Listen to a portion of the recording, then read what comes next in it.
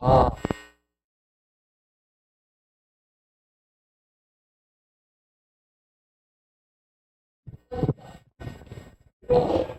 아, 음, 그 닫고 갈까요?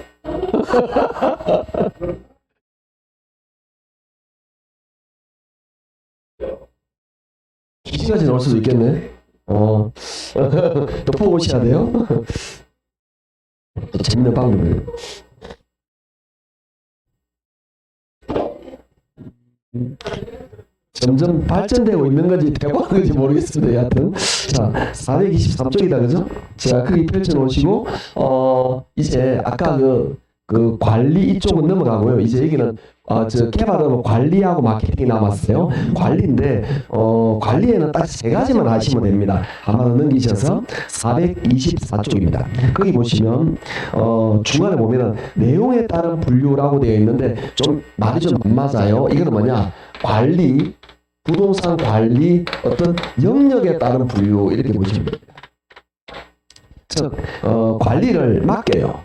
관리자에 맡기는데 어디까지 맡기느냐 이런 관점입니다. 아셨죠? 그러니까 내가 소유주인 내가 건물의 소유주인 내가 건물을 누구한테 관리를 맡겨요. 관리해 주세요 맡기는데 관리자 또는 관리회사에 어디까지 맡기느냐 이런 이야기인데 먼저 첫 번째 시설 관리라는 건 뭐냐면은 말 그대로 청소 같은 것만 맡긴다는 거죠. 시설 관리 밑줄. 시설 관리란 각종 부동산 시설을 운영하고 유지하는 것으로서 시설 사용자나 기업의 여타 부분의 요구에 따른 단순히 부응하는 소극적인 관리를 말한다. 쉽게 말하면 내가 청소 정도 맡기고 기본적인 관리, 에너지 관리 이런 것만 맡기는 걸 우리 시설 관리라고 말합니다. 두 번째, 부동산 관리. 부동산 관리는 시설 관리보다 조금 영역이 더 넓어졌어요. 좀 넓은 부분까지 관리를 맡기는 걸 부동산 관리라고 말합니다. 그럼 시설 관리는 단순히 청소만 맡겼다면 부동산은 전적으로 맡기는 거죠. 그래서 밑줄 긋습니다. 부동산 관리는 건물 및 임대차 관리 또는 재산 관리라고 하며 부동산 임대 및 수지 관리 측면의 관리다. 부동산 수입 지수까지 맡기는 관리. 이걸 우리는 부동산 관리라고 말을 합니다. 세 번째, 자산 관리 밑줄.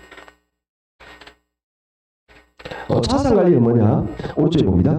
자산 관리란 소유주나 기업의 부의 극대화를 위하여 부동산 가치를 증진시키기 위해서는 다양한 방법의 관리를, 적극적인 관리를 지칭한다. 밑줄. 자, 어떤 개념이냐면 요걸 외우시면 안 돼요. 좀 이해를 하셔야 돼요. 요 세 개를. 자, 우리가 한번 상상을 한번 해볼게요. 제가 부동산이 좀 많이 있어요. 그럼 예를 들어서 이렇게 뭐 오피스텔 건물도 하나 있고요. 그 다음에 이렇게 오피스텔 건물도 하나 있고 또 호텔 비슷한 모텔도 하나 있고 호텔과 모텔 중간 정도 되는 이런 것도 모텔도 하나 있고 그 다음에 이런 상가 건물도 가지고 있어요. 제가. 그런데 제가 잘 아는 친구 중에서 얘가 이혼하고 그 다음에 혼자서 살고 있는 외로운 애가 있는 거라. 잘 지낸 친구가. 그래서 친구를 만나 술 한잔하다 보니까 놀고 있는 거야. 야, 그럼 뭐 놀고 있으면 안 해. 우리 오피스텔 청소 좀 해라. 얘가 전기 기술이 있어요. 그래서 이 호텔 또 오피스텔 여기에 전기 그 다음에 청소 요걸 내가 맡긴 거예요. 이렇게 맞겠죠? 그럼 나는 얘한테 시설 관리를 맡긴 거예요. 그러면은 청소라든지 금방 말했던 요런 전기 그다음 기계 요런 것들에 대해서 아주 단순히 내 업무에 대한 요것만 하고 그 월급만 딱 받는 거다. 그럼 우리는 시설 관리를 맡겠다라고 말합니다. 나머지는 내가 하는 거죠. 그죠? 그런데 이제 얘가 하는 게 좀 잘하는 거야. 그래서 야 그럼 이 좀 괜찮네. 그냥 요 호텔 모텔 같은 호텔 같은 모텔 요거 전적으로 관리해봐라. 요게 모든 수입 지출, 마케팅, 홍보 네가 다 관리해봐. 그래서 그래가지고 마음에 들면 이걸 올려줄게 이렇게 말하는 거죠. 그랬더니 요 전체 요 수입 지출하는 모든 걸 관리를 맡기는 거죠. 그럼 여기에다가 여기 이 모텔에 가는 이런 호텔 가는 숙박에 가는 모든 임대차 뿐만 아니라 여기에 수입 들어오는 거, 비용 나가는 거, 그 다음에 홍보, 마케팅 이런 걸 전부 다 관리자에 맡기는 거죠. 아까부터 병력이 좀 어땠죠 좀? 그렇다 그죠? 전적으로 맡기는 거야. 그래서 부동산을 전적으로 맡긴다. 수입 지출까지. 요게 부동산 관리입니다. 건물 관리라고도 말합니다. 이걸 맡긴다라는 거죠. 괜찮아. 그러니까 이렇게 맡겼더니 이 모텔 수입이 예전보다 20% 늘어나는 거예요. 그래서 야 괜찮네. 내 부동산 전부 다 네가 관리해봐라. 이게 자산 관리. 기업의 또는 내 부동산의 모든 관리를 가는 거죠. 그럼 얘는 어디까지 나한테 관리를 하느냐 하면은 나랑 이야기하겠지만 이제 앞으로 이것들은 괜찮지만 이 지역에 숙박업소는 안 되겠다라고 제가 느낀 거예요. 내한테 건의를 하는 거죠.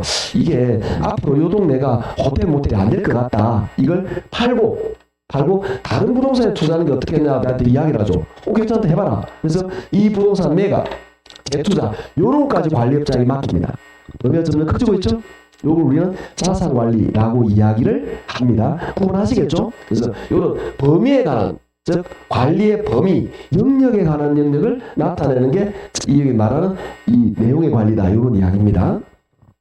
자, 참고적으로 보시면 되는 거고. 그래서 오른쪽 문제가 주로 이렇게 나와요. 오른쪽 문제를 집에서 풀어보신다면 자, 네모해 볼게요. 포트폴리오, 투자, 재개발, 재투자. 이거는 뭐냐면 자산관리가 되겠죠? 이해하시겠죠? 그런 느낌으로 접근하시면 됩니다. 자, 넘어가시고요. 이제 426쪽입니다. 426쪽이 뭐냐면 그게는 복합 개념에 따른 분류, 광해 분류되어 있는데 이게 관리 내용에 따른 분류예요. 관리인데 이거는 내용에 따른 분류다라는 거죠. 즉 어떤 부분을 맡기느냐라는 건데 제목만 밑줄 첫 번째 뭐냐면 기술적 관리. 관리를 기술적인 부분을 관리를 맡긴다 이런 이야기입니다. 제목 밑줄. 두 번째 법적인 계약서를 맡기는 겁니다. 세 번째 돈 문제를 맡기는 경제적 관리. 이거 말 그대로예요. 아시겠죠? 즉 어떤 부분을 맡기느냐라는 걸 나타내는 건데 어떤 기술적인 문제를 맡기느냐 예를 들어 아까 말했던 청소, 방법 이런 걸 맡기느냐 아니면 계약서 같은 거, 계약 내용 이런 걸 맡기느냐 아니면 돈 문제를 맡기느냐 이런 것들인데 경제적 관리에서 중요한 건 뭐냐면은 거기 인력 관리가 있을 거야 아마. 세 번째 그 인력 관리 보이죠? 고가 동그라미. 인력 관리는 월급이니까 이거는 경제적 관리에 들어간다. 이거만 좀 유의해서 보시면 됩니다. 별로 어려운 건 없죠. 말 그대로 이거는 뭐 말 그대로 볼 거 없습니다. 자, 오른쪽에 갑니다. 오른쪽에 보시면 뭐가 있냐면은 관리 주체에 따른 분류가 있습니다. 관리 주체에 따른 분류라는 건 뭐냐면은 누가 관리를 하느냐라는 거죠. 자, 세 가지로 여기도 나누게 됩니다. 첫째는 뭐냐? 자가 관리예요. 자가 관리는 뭐죠? 건물 주인이 직접 관리하는 거죠. 두 번째 위탁 관리. 관리업자에 맡기는 거죠. 세 번째는 혼합 관리입니다. 즉 내가 할 거는 내가 하고 맡길 거 맡긴다. 이렇게 혼합 관리하는데 이건 누가 관리하는 주체. 즉 건물주인 직접 관리예요. 이걸 자가 관리를 다른 말로 직접 관리라고 말하기도 합니다. 위탁 관리는 그 전문적으로 관리하는 업체에 맡기는 거죠. 위탁 전문적인 관리가 되겠죠. 그 다음에 혼합 관리는 일반적으로 요즘에 좀 많이 있는 것들. 어떤 거냐? 얘는 소규모. 이건 대규모인데 어중간한 규모. 예를 들어서 여러분이 상가 건물을 5층짜리 하나 가지고 있어. 엘리베이터가 있어. 느낌 아시겠죠? 요거는 내가 예를 돈 문제나 계약서, 법적 관리는 내가 해요. 그런데 청소, 엘리베이터는 업체에 맡겼어. 그럼 이건 혼합 관리예요. 이해하시겠죠? 그런데 오피스텔 건물이 있는데 이 오피스텔이 예를 들어서 20층짜리야. 이거 건물주인 관리 못합니다. 이런 거는 업체에 맡겨야 돼요. 개인적으로 할 수 있는 관리가 전혀 없어요. 왜냐하면 계약서도 전부 다 생각해 볼게요. 여기에 오피스텔에 있는 세입자들은 대부분 어떤 경우가 많으냐 하면은 물론 그쪽에 계속 이런 학생들이나 직장인이 계속 오피스텔 쓰는 경우도 있지만 어떤 경우냐면은 이게 회사에서 이렇게 넣어주는 경우도 많이 있어요. 예를 들면은 우리 친구 중에서도 이렇게 보험회사 지점장이 있단 말이에요. 이게 계속 있는 게 아니고 여기 있다가 떠돌아요. 이렇게 떠돌아요. 그러니까 집은 진주인데 예를 들어서 부산에 간 데가 있다고. 2년 있다 돌아와 보통. 1년 있다 돌아온다고. 뭔지 아시겠죠? 그때 어떻게 하느냐 하면은 그 오피스텔을 지가 있던 오피스텔을 지 후임에들 넘겨주고 돌아와요. 대부분 그렇게 많이 합니다. 그래서 거의 회사에서 잡아놓은 거랑 마찬가지예요. 이런 경우 있습니다. 이런 경우에는 회사에서 비용 처리하기 위해서 나중에 세금 계산서를 요구해요. 이런 거 내가 만약에 오피스텔 가지고 있다. 주인이다. 내가 관리하면 오피스텔 세금 계산서 어떻게 발표해 줄 건데 복잡해서 못해요 이런 거. 그 다음에 세금 문제 이런 것들 개인이 할 수 있는 수준이 아닙니다. 업체에 맡겨야 됩니다. 대규모는 이런 경우에는 위탁 관리가 대부분이에요. 대규모는 그 다음에 우리가 아까 말했던 상가 건물인데 뭐 예를 들어 5층짜리 이런 것들이 있습니다. 이런 규모면 대부분 요래요. 아까 말했듯이 엘리베이터 이런 것들은 내가 못하거든. 이런 거 맡기는 거지. 그런데 계약서나 임대차, 임대료 관리비 이런 거 내가 하게 할래요. 이런 경우는 요렇다라고 보시면 됩니다. 자, 대부분 그런데 이 주요가 이쪽에서 가장 문제가 많이 나오니까 이걸 좀 구분하셔야 됩니다. 표를 보도록 할게요. 427쪽에 일단 제목에 1. 자가관리, 2. 위탁관리, 3. 혼합관리. 제목은 밑줄 그어 놓으시고 그 다음에 밑에 표를 봅니다. 자가관리의 장점에 봅니다. 네 번째 봅니다. 기밀 유지 및 보안관리에 양호하다. 밑줄. 단점에 봅니다. 관리에 전문성이 결여된다. 밑줄. 그러니까 자가관리는 아무래도 기밀 유지에 도움이 된단 말이죠. 건물의 안 좋은 점이 이렇게 건물주인이 관리하니까 많이 안 퍼져나간다는 말이죠. 그런데 아무래도 건물주인이 하다 보니까 전문적인 관리가 안 되겠죠. 전문가 아니잖아. 그래서 전문적인 관리가 안 되다 보니까 그런 단점이 나타난다라는 겁니다. 위탁 관리는 반대가 됩니다. 위탁 관리 봅니다. 첫 번째, 전문적 관리가 가능하다. 밑줄. 왜냐면 업체에 맡겼으니까 전문적인 관리가 가능하겠죠. 오른쪽에 봅니다. 맨 마지막에 기밀 유지가 좀 안 돼요. 이거는 서로 장점과 단점이 반대로 가죠.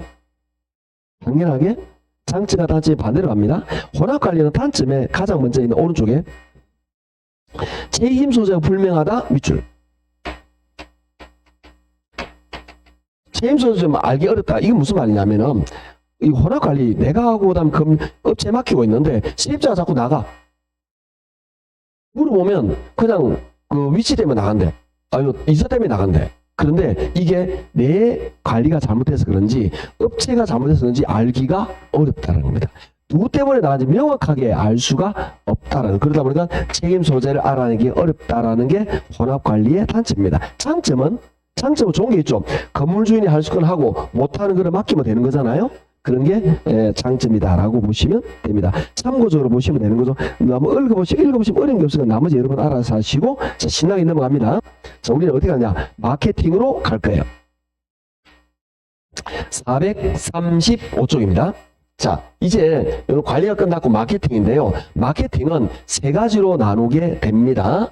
물론 뭐 마케팅 이런 것들은 기본적인 내용을 한번 다룰 겁니다.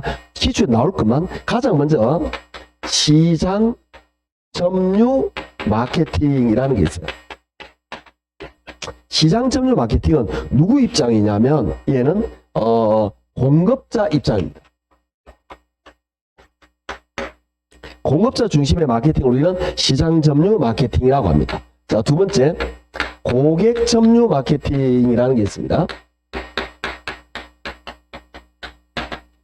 그러면 이 고객 점유 마케팅은 뭐냐면은 고객, 즉 소비자 중심의 마케팅입니다. 소비자의 입장에서 소비자의 심리 상태를 잘 파악해서 마케팅을 하겠다라는 관점을 고객 점유 마케팅이라고 합니다. 세 번째, 관계 마케팅이라는 게 있습니다.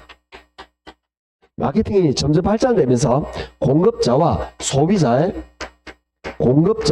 소비자의 장기적이고 지속적인 관계를 중요시하는 마케팅을 관계 마케팅이라고 합니다. 요 세 가지가 중요한데 차례대로 좀 보도록 할게요. 시장 점유 마케팅은 어떤 느낌이냐면 공급자 입장에서 시장이 얼마나 장악하느냐.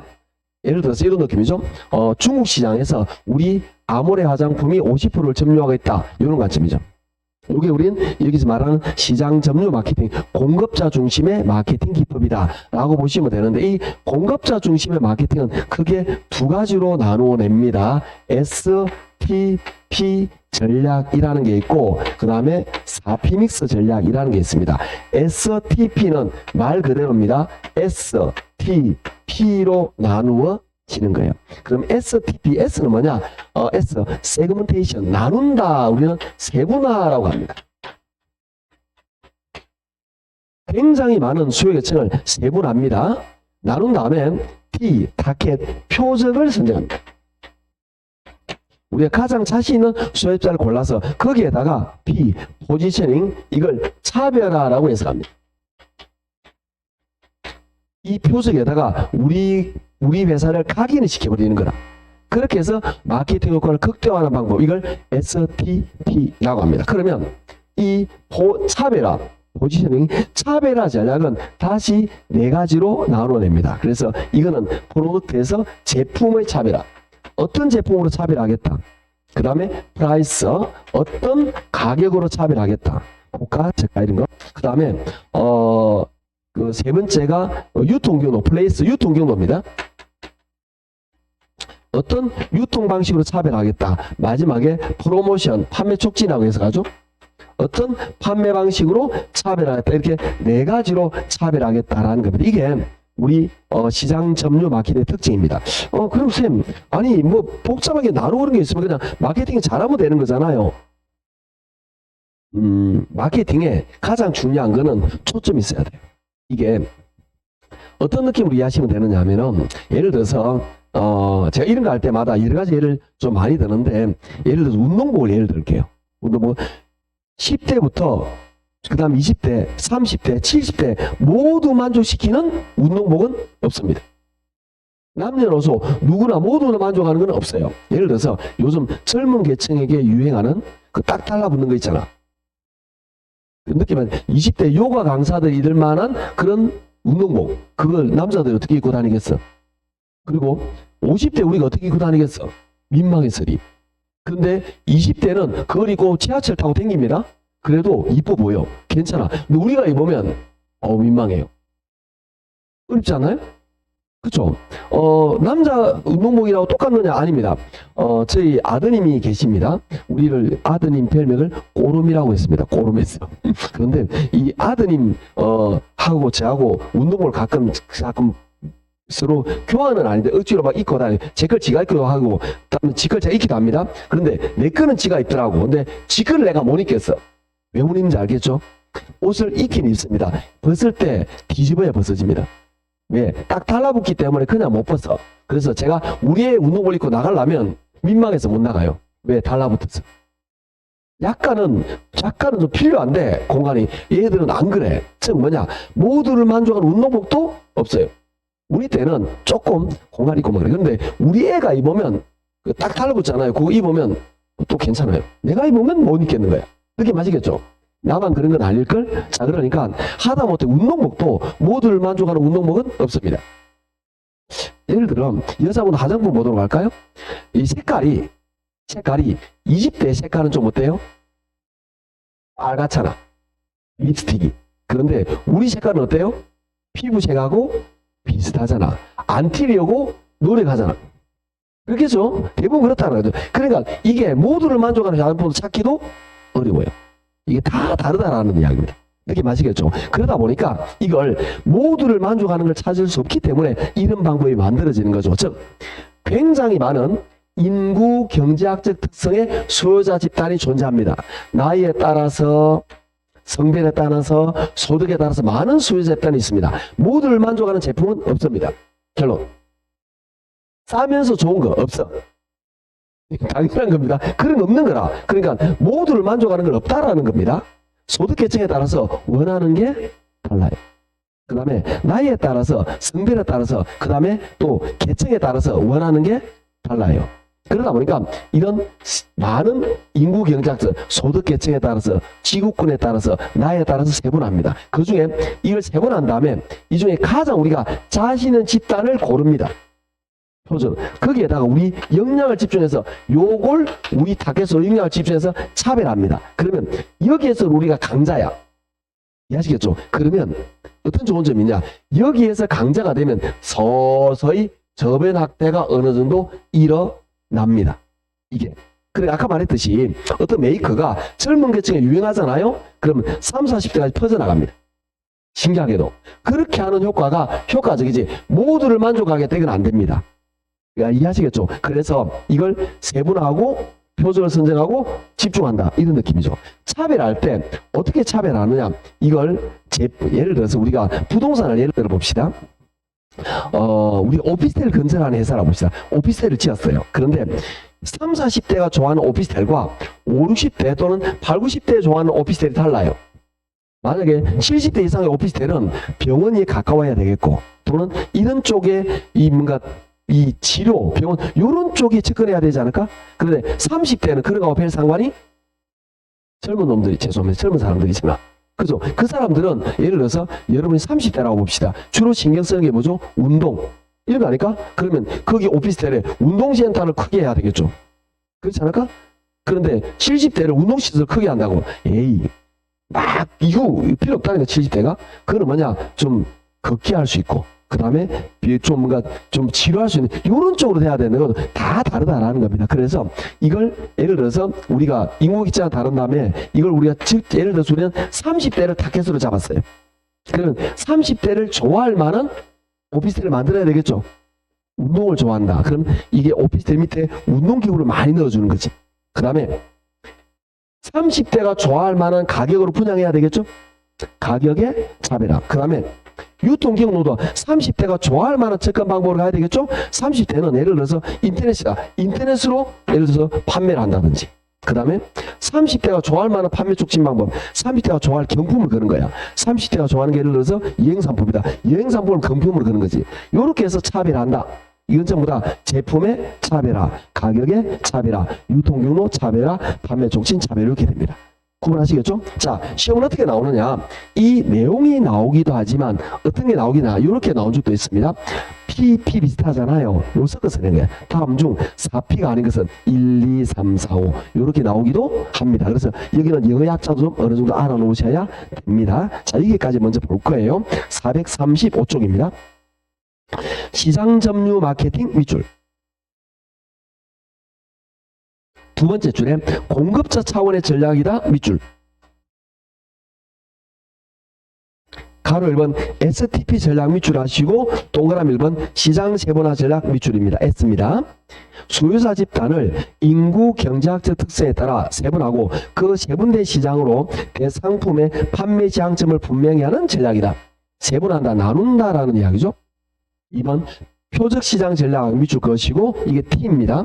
세분화된 소유자, 수요자 집단에서 경쟁 상황과 자신 능력을 고려해 가장 자신 있는 수요자 집단을 찾아내는 전략 이게 표적 시장 전략입니다. 세 번째 차별화 이거는 포지션 위치시킨다, 차별한다 이런 거죠. 고객의 마음에 위치시킨다. 저는 이걸 각인 이렇게 표현합니다. 전략 포지셔닝은 표적 목표 시장에서 고객의 욕구를 파악하여 경쟁 제품과 차별성을 가지도록 제품의 개념을 정하고 소비자의 지각, 마음 또는 이렇게 마음속에 지각 속에 적절히 위치시키는 전략, 고객의 마음에 각인시키는 전략 이게 차별합니다. 그럼 어떻게 차별하느냐? 2번 4P 믹스 전략 밑줄. 제품 프로덕트, 가격, 프라이스, 유통경로, 플레이스, 홍보, 판매 촉진, 프로모션 이게 이 네 가지는 영어도 외우러 오셔야 됩니다. 섞어서 잘 낸다 그러죠? 요 네 가지 믹스 이게 차별화 내가 적절하게 이 네 가지를 잘 버무려서 차별화를 한다. 요런 이야기입니다.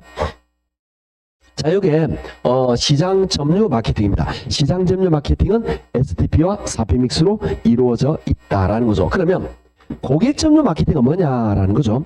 고객은 자 이게 시장 점유 마케팅이 공급자 중심의 마케팅이었습니다. 공급자에서 이때 시대는 뭐냐면은 공급자가 잘 만들면 팔렸던 거예요. 그런데 문제는 잘 만들어도 고객이 안 좋아하면 안 팔리는 거죠. 즉 소비자의 심리를 굉장히 중요하게 생각하는 거죠. 소비자가 물건을 구매할 때 어떤 식으로 구매하느냐 이게 소비자의 여기서 가장 중요한 건 뭐냐 소비자 고객의 심리 상태라는 거죠. 고객의 심리가 어떻게 작동하느냐 이 고객 심리가 어떤 이 흥미 단계냐 관심 단계냐 아니면 욕망이 끓고 있냐에 따라서 판매자가 적절하게 조언을 해야 되는 거지. 그냥 이거 사실 이렇게 되는 게 아니고 거기에 어떤 심리가 있는데 이 심리에 적절하게 조언을 한다는 거죠. 마케팅. 고객의 흥미를 끌 수 있는 말을 하고 흥미가 생겼다면 고객의 욕망, 사고 싶은 욕망을 불러일으키는 조언을 하고 이렇게 해서 고객의 심리를 잘 활용해서 마케팅을 하겠다. 가장 포인트는 뭐냐? 소비자, 고객의 심리입니다. 고객의 심리를 적절하게 잘 활용하는 것을 우리는 고객 점유 마케팅이라고 합니다. 자, 고객 점유 마케팅 밑줄 것이고 밑에 밑줄 것습니다. 전통적인 공급자 중심의 마케팅에서 벗어나 소비자의 행태, 심리 차원에서 접근하는 마케팅 전략이다. 예를 들어서 아이다 원칙, 아이다는 주의, 흥미, 욕망, 행동의 원리입니다. 이 원리에 일어나는 소비자 구매 의사의 과정에서 각 단계마다 소비자의 심리적 적절을 마련하고 전달되는 메시지 통과 강도를 적절하게 조절해서 마케팅 효과를 극대화한다라는 이야기죠. 자, 고객이 어떤 차원이냐면 주의, 흥미, 약간 살짝 보는 단계 또는 흥미 단계 2단계인지 아니면 사고 싶은 욕망이 일어나는 단계인지 아니면 행동을 실천을 요걸 잘 봐가지고 거기에 적절하게 마케팅을 해야 된다라는 거. 고객이 지금 살짝 흥미를 가졌어. 그러면 흥미를 돋워줘야 되겠죠? 예를 들면은 이때 고객이 예를 들어서 봄이라서 여러분이 백화점 안 간 거야. 왜? 나도 원피스 한번 입어볼까? 몸매라고 저희 많이 이야기입니다. 이렇게 봅니다. 원피스 한번 사볼까 갔어. 그런데 색깔이 노란색이 있는 거예요. 아니면 빨간색이 있는 거예요. 우리 이런 것들은 입어거나 보는 거지 현실에서 입고 다니기 어렵잖아요. 쉽지 않은 겁니다. 그래서 이거 내가 주저주저 하고 있는 거라. 그때 고객 옆에 판매를 돌아서 아이고 고객님 안목이 좋아하십니다. 정말 좋은 안목을 가지셨네요. 이렇게 해서 흥미를 팍 땡겨줘야죠. 그렇지 않을까? 근데 거기다 대고 고객님 그거 세일이에요? 지금 세일이 중요한 게 아니잖아. 그쵸? 세일이 중요한 게 아니라 지금 내가 어울리냐 안 어울리냐고. 세일하면 뭐해? 내가 안 어울리면은 헛방인데? 이해하시겠죠? 이게 굉장히 중요합니다. 제가 요즘은 이렇게 많이 했지만 제가 봄 되면 티 같은 걸 제가 어떤 색깔을 분홍색을 좋아해요. 그렇다고 해서 제가 헬로키티를 좋아하는 건 아닌데 분홍색을 잘 입습니다. 그게 처음에는 나도 몰랐어요. 처음에는 오직 남자분들 결혼하기 전에 남자분들 이 옷 구매 행태를 말씀을 드릴까요? 옷가게가 쫙 있어요. 첫 번째 가게 갑니다. 첫 번째 가게에서 까만색이나 파란색 구매해서 바로 나옵니다. 끝. 두 번째 안 갑니다. 안 가요 이런 거. 첫 번째 끝나. 그래서 제가 볼 때는 저만 그럴 건 아닐걸? 다 왜 비슷비슷해 보이거든. 별 차이 없거든. 그냥 색깔은 정해져 있거든. 그래서 저도 옛날에 그랬어요. 근데 결혼하고 나서 처음에는 그런 색깔 하면 제가 아예 안 갔어요. 그러다 어느 날 한 지금보다 15년 정도 전에 집사람이 그렇게 분홍색을 입으래. 나 싫다 그랬어. 저런 걸 입다니. 그 어느 날 입었는데 이 색깔이 맞는 거야 내인데 그때부터 이게 자주 구매하게 된 거예요. 그게 시키는 날 한 번씩 해야 되더라고. 그걸 그렇게 하고 나다 보니까 분홍색이 내가 어울리지 있다는 걸 느낀 거지. 그전에는 분홍색 에이 그런 거 없어. 오직 파랑 깜장 나만 그런 거 아닐까? 가장 무난하고 보편적이고 편안한 삐지 않는 그런 거였다라는 거죠. 그런데 어느 날 그 색깔 입었는데 진짜 맞더라고. 그게 이게 맞을 수 있네 라고 판단하게 된 거죠. 그런 거. 자, 그런 것들입니다. 그러다 보니까 이게 흥미를 먼저 잃어야 돼. 흥미를. 그때 입어보세요. 이번에 의외로 내인에 맞기도 합니다. 그때. 그럴 때는 이제 욕망을 불이켜야 되죠. 그래, 적절하게, 고객님 딱입니다. 이렇게. 그러다가 결제할 때는, 24개월 할부되면 이런 거라든지, 세일 기간, 요렇게 적절하게, 여기에다가 결제 말하면 안 된다는 거죠. 이미 결정 났는데 요거 말할 필요 없다는 거죠. 거기다가 결제. 이건 고객의 심리에 따라서 적절하게 마케팅을 해야 효과가 높아진다. 이걸 고객 점유 마케팅이라고 합니다. 자, 넘어가시고. 436쪽입니다. 자, 관계 마케팅은 뭐냐면 이제 좀 더 고차원이 된 거예요. 좀 더 차원이 높아진 거라는 이야기죠. 즉 뭐냐. 이게 이런 공급자와 소비자가 쉽게 말해서 남이 아니에요. 공급자와 소비자가 서로 남같이 여기지 않는 거예요. 자, 우리가 저도 그렇게 말하는데 여러분이 어떤 물건을 구매하잖아. 구매하고 끝난 거죠. 사실은 더 이상 관계 있나요? 사고품 끝난 거잖아. 그런데 이 사람이 다시 오게 만들어야 되지 않을까? 그죠? 다시 오게 만들기 위해서 뭔가 끈거리를 만들어야 되겠죠. 그래서 그 고객이 좋아할 만한 브랜드. 그래서 브랜드 이미지를 높입니다.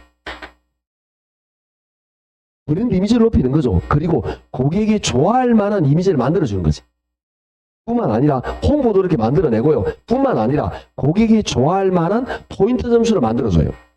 그러면 고객은 다시 이 브랜드를 찾게 되겠죠. 그래서 이건 뭐냐, 일회성 구매가 아니라, 일회성 구매가 아니라 이 구매가 장기적이고 지속적이 되게 만든다라는 거. 그래서 영원한 우리 고객으로 만들려고 공급자는 노력을 하고, 소비자도 이 공급자가 놈같이 여겨지지 않습니다. 예를 들어 볼까요? 또 저희 마님 이야기가 나와서 그렇긴 한데, 저희 마님은 특이하게 삼성을 좋아하십니다. 왜 그런지 모르겠어요. 그러니까 지금도 이해 안 되는 것 중에 하나인데, 저는 굉장히 소비가 합리적입니다. 제가 볼 때는 특히 컴퓨터 같은 경우는 삼성 컴퓨터라고 해서 삼성이 전부 다 만드는 게 아니죠. 실제 주요 부품은 전부 다 미국에서 가져옵니다. 주요 부품은. 그리고 좀 나머지, 껍데기는 삼성이 만들지만 나머지는 적절하게 납품을 받습니다. 조립만 지가 하는 거예요. 조립만. 그리고 사실 지금 대부분의 명품은 다 그래요. 메이드 인 차이나예요. 라벨만 이탈리아, 프랑스에서 붙이는 경우가 굉장히 많아요. 이게 라벨만. 대부분은 중국에서 만들어 와서 라벨만 고개에 붙이는 경우도 굉장히 많아요. 그러니까 라벨 이렇게 붙이는 순간 메이드 인 이태리가 되는 거지. 메이드 인 프랑스가 되는 거고. 그런데 대부분은 공저 중국에서 만들어지는 경우도 굉장히 많이 있어요. 물론 자국에서 만드는 경우도 있지만 명분도 그런 경우 많이 있죠. 그런데 하물며 컴퓨터는 더해요. 왜? 저렴하니까.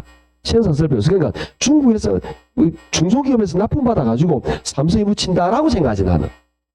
물론 주요 부분 한두 개는 삼성 게 있겠죠. 그렇지만 핵심 부품이잖아. 예를 들어서 우리가 알고 있잖아. 인텔 인사이드. 다 붙어 있잖아요. 미국에서잖아. 미국에서 주요 부품, 컴퓨터의 가장 중요한 핵심 부품은 미국에서 만들어서 들어오죠. 그러니까 제가 볼 때는 지금 국산화해야 되는지 모르겠습니다. 예전에 그랬다라는 거죠. 지금 관심을 안 가지니까 요즘은 컴퓨터에 대해서 요즘 우리 관심을 가지지 않으니까, 그때는 5년 전 10년 전에 그랬단 말이죠. 지금 얼마나 국산화되는지 잘 모르겠습니다. 그러니까 제가 볼 때는 컴퓨터를 산다, 이거는 내가 볼 때는 삼성이나 아니면 조립이나 난 똑같지. 그런데 조립은 반값이죠. 왜? 선전을 안 하거든. 삼성은 선전을 하거든. 그건 비싸지. 그런데 마님께서 오직 어디 가죠? 삼성을 갑니다. 두말 없이. 막 아무 생각 없어요. 그러면서 거기에서 두 개씩 비교하는 거지. 나는 불만이죠. 왜? 나는 조립이 좋은데. 저렴하니까. 고장나면 어떡해야? 컴퓨터 고장나면 버려야죠. 고치는 게 어디 있습니까? 물론 노트북도 그렇지만 고장도 물론 있긴 합니다. 그런데 이거 5년 이상 안에는 고장날 일이 거의 없어요. 특별하게 부주하지 않으면. 실제로 노트북이나 컴퓨터 고장나는 사람이 많이 없어요. 근데 10년 정도 지나면서 서서히 문제가 나타나요. 그때는 바꿔야 되는 거라. 버리고 바꿔야 되는 거지. 새로 고민하는 그런 거 아닙니다. 이런 관점으로 이해하니까 나는 내 입장에서는 중고가 더 좋은 거죠. 오히려. 이런데 마님께서 오직 씩씩하게 삼성으로 하십니다. 삼성이 너무같이 얘기하는 거예요. 그 브랜드를 좋아하는 거예요. 그 메이커 자체를 좋아하는 거예요. 물론 우리나라도 국내에서 모르겠지만 해외 가면 국뽕이 차오르잖아요. 삼성을 보면서 주식도 하나도 없으면서. 그래서 오직 우리나라 기업이라는 걸 가지고도 국뽕이 차올라가잖아요. 해외에 가면 정말 많이 느끼잖아요. 정말 많은 그런 전광판을 보잖아요. 삼성이나 LG나 SK를 보니까, 현대 보니까 얼마나 기분 좋아. 해외 가지고 현대차 보고 너무 반가워가지고. 국내에서는 그렇게 욕을 하잖아 우리가. 이게 막 째서 안 해준다 얼마나 욕하고 막 그랬다가 해외 나와서 현대 보면 너무 반가운 거예요. 그렇게 되게 돼 있습니다. 자, 그 느낌이죠. 우리 마님은 그런 느낌을 가지는 거죠. 그래서 이걸 좋아하는 것 같아요. 그래서 이 브랜드를 좋아해요. 그래서 오직 그렇게 합니다. 이게 재구매가 높아요. 그러면 삼성도 포인트를 줘요. 이렇게 자주 오는 기업에다가 포인트를 몇 번 이상 구매하면 좀 할인거를 준다든지 포인트를 주고 있는 거죠. 그래서 이 기업과 소비자가 서로 연결되게 만드는 것. 이게 맞겠죠? 즉 기업은 우리에게 포인트를 주고 그 다음에 이미지를 제공해줘. 우리는 구속적으로 그 회사를 찾는 거죠. 이런 거. 저는 이게 가장 잘 돼 있는 게 이런 것도 있지만 제가 볼 때는 SK예요. 통신. 통신회사 SK통신을 말합니다. 옛날에 이게 번호 뭐였죠? 011. 그러니까 옛날에 011 요즘 세대를 모를 수 있는데 다 우리 세대니까 알겠죠? 018, 019 그랬잖아요. 그런데 이게 전부 다 지금 뭐죠? 010이잖아요. 그죠? 옛날에 011에 대한 프라이드가 있었어요, 얘들이. 그런데 저는 그런 편에도 없습니다. 오직 저렴한 것. 합리적인 소비자입니다. 저는 저렴한 걸 찾는 거죠. 저는. 그러니까 저는 LG였어요. 왜? 제일 저렴했거든. 가격 대비. 죄송합니다. 그런 느낌인데 이건 좀 가격이 셌거든. 대신에 전화가 잘 터졌어. 그런데 어느 시점에가 비슷하더라고. 그래서 저는 처음에는 요거 했어요. 저도. 그러다가 통화 수준이 비슷해지는 시점에 가격 저렴한 걸 갈아탑니다. 저는. 그런데 꾸준하게 계속 SK를 하는 사람이 있어요. 20년 내내 SK를. 아주 장기 고객이죠. 이런 경우 SK는 이 사람에게 할인 혜택을 줍니다. 지금 할인 많이 됩니다. 오래된 사람은 01부터 있을 사람은 그리고 이 사람은 꾸준하게 다시 SK를 계속 수용합니다. 이러면 관계 마케팅이죠. 이 사람에게 이 회사는 놈같이 여겨지질 않아요. 이해하시겠죠? 이런 관점으로 바라보는 우리는 관계 마케팅이라고 합니다. 서로 관계가 아주 깊어졌다. 이렇게 보시면 됩니다. 자, 3번 관계 마케팅 밑줄 그으시고 밑줄 그었습니다. 생산자와 소비자 간의 일회성 거래가 아니라 장기적 지속적 동그라미 관계를 유지함으로써 제품에 대한 판매가를 높이려는 전략이다. 최근에 주택회사에서 브랜드 이미지를 채우는 판매 전략도 이것과 유사한 일종으로 볼 수 있다. 그래서 마케팅 한 가지, 세 가지 다 합니다. 기업은 이 마케팅을 전부 다 세 가지를 모두 함께 사용한다라고 보시면 됩니다. 자, 여기에서 우리가 여러분이 오해할 만한 게 단어가 있어요. 그것만 좀 설명하고 여러분이 집에서 복습한다고 가정합니다. 저는 안 하십니까? 이러시면 곤란합니다. 복습한다고 가정하에서 오른쪽에 가격 전략에 하나만 이야기할게요. 어떤 거냐면은 아까 우리 여기 사피믹스에서 사피믹스 제품 가격 유통력 판매 촉진이라고 그랬잖아요. 거기 보시면 자 446쪽에 보면 가로번에 제품 나와 있죠? 그게 요거예요. 오른쪽에 가로세면 가격이 있죠? 그게 요거예요. 이해하시겠죠? 그 다음에 밑에 판매 촉진은 요거예요. 밑에 요것도 있을 겁니다. 자, 그런데 이 가격 전략에 대해서 좀 이야기를 하도록 할게요. 가격 전략은 굉장히 다양한 방법이 있습니다. 어떻게 있느냐?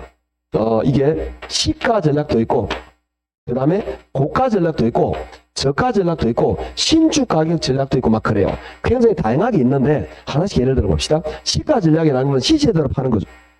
그런데 고가 전략은 뭐냐? 우리 회사가 브랜드 이미지가 높아요. 우리 회사가 이 시장을 장악하고 있어요. 이렇게 아시겠죠? 지금 그 타이어 같으면 우리나라에서는 한국 타이어가 그래도 가장 물론 화재라서 좀 문제가 있지만 가장 우리나라에서는 좀 타이어 중에서는 거의 뭐 탑이라고 볼 수 있잖아요. 외국 타이어는 모르겠지만 우리나라 타이어에서는 그래서 한국 타이어가 다른 타이어보다 금호나 다른 좀 비싸요. 그러면 우리가 시장을 장악하고 충분히 브랜드 이미지가 있어. 그러면 무슨 전략으로 나가겠다? 고가로 나가죠. 근데 우리가 시장에 뛰어들었어요. 신생업체야. 뭔가 치고 들어가야 되겠죠? 그럴 때는 어떻게? 좀 저가로 들어가야 되지 않을까? 이렇게 마시겠죠? 그러니까 가격은 다양하게 구성한다 이런 이야기예요. 그럼 신축 가격은 뭐냐? 새로 만들 때 그거 아닙니다. 신축이란 말은 탄력적이라는 말이죠. 탄력적이라는 말은 아파트 분양을 생각하시면 됩니다. 아파트 분양을 하는데 우리 봅니다. 똑같은 건물, 똑같은 재료, 똑같은 설계도면을 사용했는데 1층과 10층이 분양가 같다 다르다? 다르죠. 그 다음에 이렇게 바다가 보이는 강이 보이는 아파트와 벽면이 도로가 보이는 아파트 가격이 같다 다르다? 왜 달라야 될까 그게? 동일한 재료, 동일한 설계, 동일한 방식으로 지었는데 왜 가격이 달라요? 예, 그렇더라 그래도 소비자 그런 것들은 탄력적으로 가격을 달리시는 거예요. 왜? 밑에는 분양이 잘 안 되니까 가격을 좀 낮추고 여기는 원하니까 높여도 분양이 된다고. 그래서 이게 층에 따라서 동일한 아파트라도 층에 따라서 방향에 따라서 위치에 따라서 달리 적용한다. 탄력적으로 적용하는 걸 신축 가격 전략이라고 합니다. 신체로 준다 뜻 아닙니다. 읽어보시면 그런 내용이 나옵니다. 참고적으로 보시면 되는 거고요. 자, 이제 우린 여기까지 받고 이제 우리 어디로 넘어갈 거냐면 문제랑 두 개 가볍게 풀어볼게요. 어디 보시느냐면 넘기셔가지고 575쪽을 봅니다. 575쪽에 볼게요. 자, 오늘 배웠던 두 가지가 딱 나와 있습니다. 33번부터 볼게요. 부동산 마케팅 전략에 대해서 뭐 틀린 것은 나와 있죠? 1번입니다. 시장 점유 마케팅 전략은 수요자 측면의 접근으로서 목표 시장을 선점하거나 점유율을 높이는 것을 말한다. 이까지는 맞는데 틀린 데 하나 있죠? 어디가 여기가 틀렸죠? 자, 봅시다. 지금 시장 점유 마케팅 전략은 누구? 그렇죠. 수요자가 아니고 누구? 그렇지. 1번이 정답이에요. 명확하게 알아야 된다 이 말이에요. 시험장에서 헷갈린다고 분명히 헷갈려 이게. 시험장에서는 이게 무식으로 넘어간단 말이에요. 그래서 어려운 거예요. 좀 집중해서 잘 보면 아는 만큼 보입니다. 아셨죠? 그래서 1번이 정답입니다. 2번. 적은 가격 전략이란 동일하거나 유사한 제품으로 다양한 수요자들의 구매를 유입하고 구매량을 늘리도록 유도하기 위해서 가격을 다르게 판매하는 전략입니다. 이런 게 있겠죠? 요것만 말고 다른 가격 전략도 있다는 이야기입니다. 이런 지문은 이번에 처음 나온 거예요. 3번. 마케팅 믹스란 기업 부동산 상품이 표적 시장에 도달하기 위해 이용하는 마케팅하는 믹스를 여러 가지로 조합을 한다. 믹스 조합. 그러니까 네 가지를 믹스 조합한다 그랬죠? 그게 4P 믹스입니다. 믹스 조합한다 이런 이야기죠. 네 번째. 시장 세분화 전략. 오 반갑죠. 시장 세분화 S 요거죠. 수요자 집단을 인구 경제학적 특성에 따라 세분하고 세분된 시장에서 판매 지향점을 분명하게 전략이다. 맞죠? 교재 그대로잖아요. 밑줄 건 거 5번입니다. 고객 점유 전략. 요거죠. 고객 점유 마케팅 요거죠. 요겁니다. 소비자의 구매 의사결정의 각 과정에 단계 소비자의 심리적 접촉을 마련하고 전달하는 메시지 취지와 강력을 조절하는 전략이다. 자, 3번, 4번, 5번은 교재에 있는 그대로잖아요.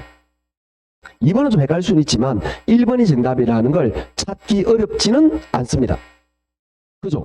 그렇지만 자 우리는 좀 명확하게 알아야 된다라는 거. 그래서 나중에 이제 수업 시간 지금은 아닙니다. 기초반이니까 제가 좀 나중에 가면 굉장히 명확하게 암기하라고 많이 강조합니다. 그건 뭐냐? 어스름하게 알아가지고는 답을 못 찾아요.